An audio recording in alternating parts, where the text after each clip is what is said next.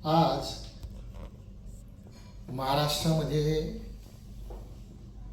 भारतीय जनता पार्टीनं शिवसेनेला वेठीस धरलेलं आहे.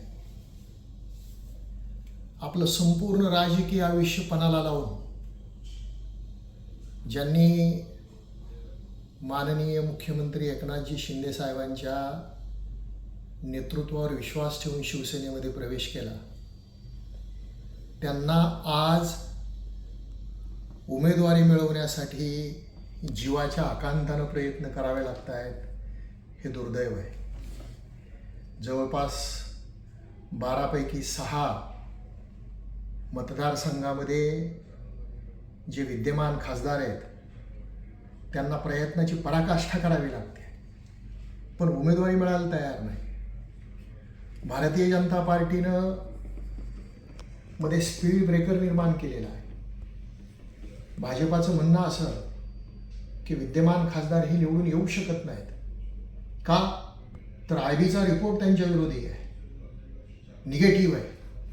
म्हणजे IBच्या नावाखाली विद्यमान खासदारांचं राजकीय आयुष्य संपूर्ण उद्ध्वस्त करायचं, हा जो भारतीय जनता पार्टीचा खेळ आहे हा त्यांच्या अंगलट आल्याशिवाय राहणार नाही.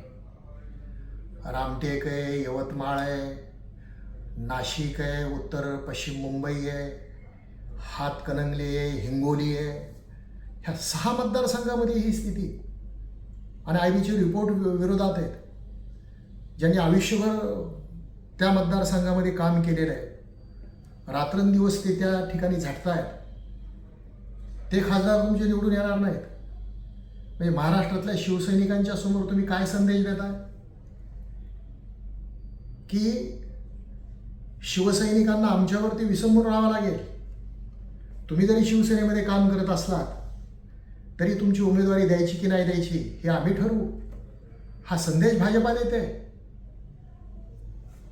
मग तुमचे 20 उमेदवार तुम्ही जाहीर केले आणि शिवसेना, राष्ट्रवादी, अजित पवार गटांच्या उमेदवाराविषयी चर्चेचं गुऱ्हाळ लावताय. हे कितपत योग्य आहे? 12 खासदारांच्या वेळेस जर ही स्थिती असेल तर 288 विधानसभेच्या वेळेसची स्थिती शिवसेना आणि राष्ट्रवादीची काय येणार आहे? मला तर प्रकरण अतिशय गंभीर आहे, गंभीर वाटतंय. आणि ह्या सगळ्या गोष्टीला कारणीभूत फक्त भारतीय जनता पार्टी आहे. मला असं वाटतं की मित्रपक्षाचं अशा प्रकारे खच्चीकरण करणं हे महाराष्ट्राच्या संस्कृतीला न शोभणार आहे. ये बंद कराने आए ते तवायफों के कोठे, शिक्कों की खनक सुनकर खुद ही मुजरा करने बैठे, अशी भारतीय जनता पार्टीची स्थिती आहे. यातून भारतीय जनता पार्टीने बाहेर पडावं. जर पडली नाही तर मात्र महाराष्ट्रातील शिवसैनिक आणि महाराष्ट्रातील जनता भाजपाला माफ करणार नाही. एवढी जाणीव भाजपाने ठेवावी, एवढा आग्रह मला या क्षणी करायचा आहे. पुन्हा सुरू झालं.